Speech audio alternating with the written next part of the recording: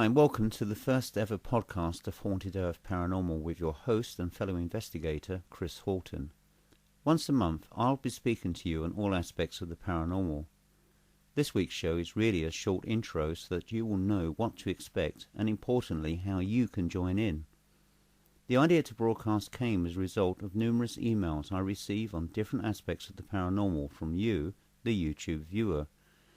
Due to the very high volume of emails received, I'm finding it increasingly difficult to respond to you on a one-to-one basis. This is something I personally regret, but as I am but one person, I'm sure you can see the difficulties. Many questions received by me are fairly generic, and often one answer can cover many similar inquiries received from you. In order to provide the best possible solutions for us all, I've decided to start a regular broadcast here on YouTube. The major advantage will be that I can show you footage or photographs which is clearly not possible using radio. I can't claim to know all the answers, so if you yourself feel that you have a valid contribution to make, or even have a question for me, then write in. I also want to feature any other paranormal groups or investigators from around the world, and will be running a 15-minute slot called Paranormal People. This will give you the opportunity to speak with me and to tell the world about your group's work and the locality you investigate. Any great ghost stories you can tell me of your best investigations will be a bonus. I'll also have a slot for any ticketed investigations your group has coming up, and providing that the profits are for a charity, I will promote the event. The discussion is open to any related paranormal matter, whether it be a clip on YouTube or elsewhere, or even some of Haunted Earth's own videos. You'll have the floor. Here's how to participate. If you have any questions you would like aired, please write to me via YouTube with your name, town and country. Please restrict your entry to one question, as I want to get in as many people as possible on air. In order to make the process as seamless as possible, I would invite you to write initially via YouTube with your chosen question. If you want your own group featured on Paranormal People, please write in with your own group's details plus any interesting story you would like to feature. If you have any ideas for topical discussion, please post these through too. Please note, for any recorded interview, all applicants must have access to Skype. This can be downloaded for free, and all that you then require are headphones with a microphone. Today I want to talk about our favourite haunt for investigations, the former World War II Haunted Airfield. I first started to visit the site around 10 years ago, when out of historical curiosity I visited the old Bomber Command bunker. This building is in perpetual darkness, and when I first chanced to cross it, I could immediately sense presences which suggested quite firmly that the site may indeed be actively haunted. Around 5 years later, I took my first investigation there during the daytime with a friend to test out my second-hand analog camcorder. This immediately picked up upon an orb that was seen by the cameraman to bounce out of a wall and then bounce directly onto my back. This naturally fired my curiosity regarding the allegations that orbs are dust, simply because dust doesn't bounce around like a yo-yo before absorbing itself into the back of an investigator. Having found some daytime activity, I decided to return in the middle of the night to see whether we could collect any further activity. As we approached the bunker on foot from across a moonlit field, we both saw a very scruffily dressed man wearing an old military overcoat with a collar turned up, as if to shield the wearer's neck from the cold. This figure was standing outside the entrance and actually appeared to be lighting a cigarette. My colleague panicked as he felt this person might be somebody who was homeless, sleeping rough in the bunker and wanted to return back. Although it looked quite real, I somehow knew deep down that this was more of a welcoming from whoever still roamed that building. To prove this either way, I shone my flashlight directly at it from a distance of 35 feet, and it promptly disappeared. In one way I felt a little intimidated. Well, we didn't know what we were likely to expect, and on the other side I was quite excited at the prospect of capturing this character on video. Well, since this first encounter, we discovered that following the end of World War II, this bunker was used as a temporary shelter for the homeless. This character is still firmly in residence, and is core to the majority of activity captured on site. One summer's night 3 years ago, we went as a team to the airfield, and we were joined by the sister of a team member. She walked into an adjacent building called a Nissen hut, and after some minutes felt really sick and wanted to vomit. Naturally, being concerned for her welfare, we removed her from the building and she made a rapid recovery from her sickness. What was stranger was the EVP that was captured at the time she was ill. Here is that extract. After this incident, we all returned into the main bunker for a short break. We downed our camcorders and chatted around a flashlight which stood on end and casting light onto the ceiling. It was then that we saw what appeared to be a black fluffy cat's shadow literally walking around the diameter of the beam on the ceiling. While some of us stood in awe of this spectacle, others frantically searched around for a cat on the ground and discovered there wasn't one anywhere.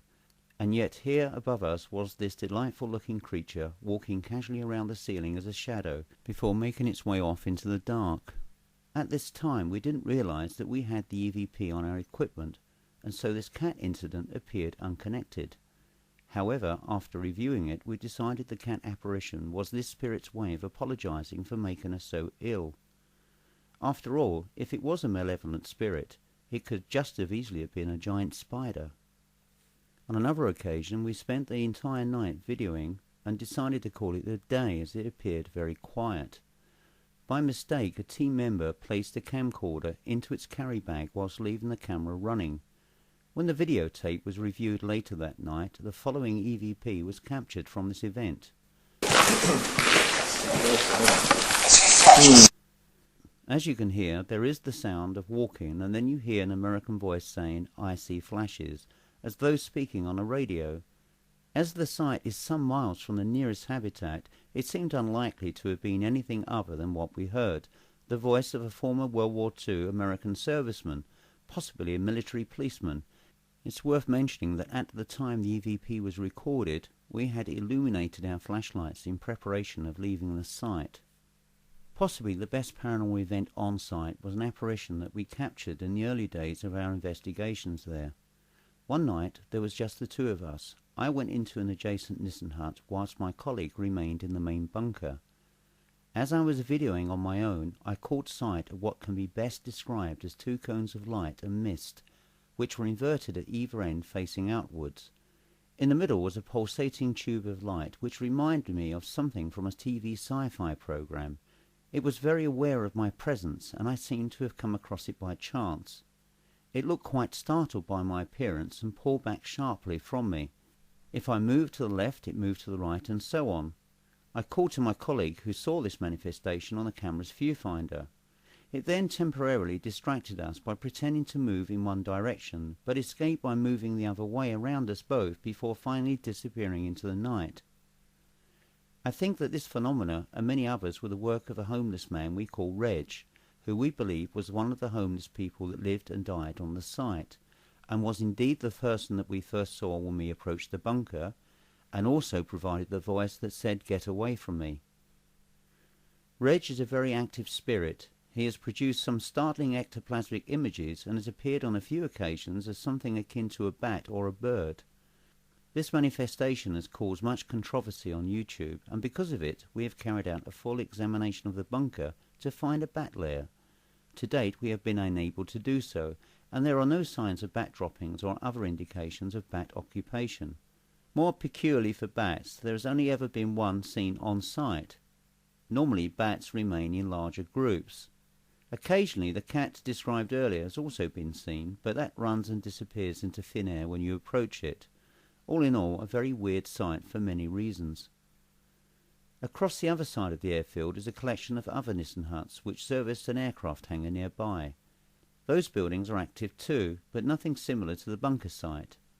On one memorable occasion I was videoing inside one of them when I saw a myriad of tiny sparkling lights swirling around before they started to take the form of a pair of trousered legs with turn-ups.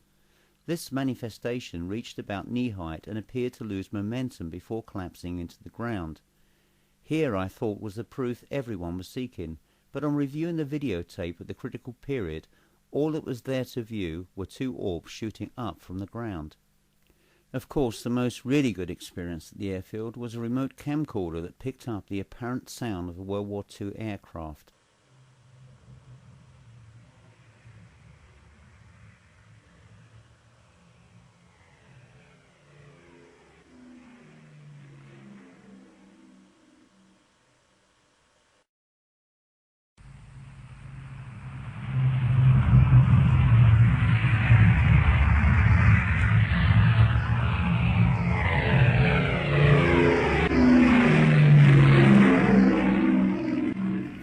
was absolutely brilliant, but equally daunting, as some skeptics would decry this as a copy-over. And so here is the paradox of the argument. If you have never experienced any paranormal-related event or activity, you are naturally bound not to believe. Having said that, the same should be said for keeping an open mind on such issues. When viewers ask me whether there are any rules to paranormal activity, the simple answer is that there isn't, although there are always familiar patterns to certain locations, and in these places the type of paranormal behavior you are likely to experience is quite predictable. An example could be that one location has mostly EVP, whilst another is mainly shadowy figures or other types of phenomena. Well, that's it from me for a while. The rest is now over to you. As a closing footnote, please title all requests for the next broadcast with the words YouTube Podcast.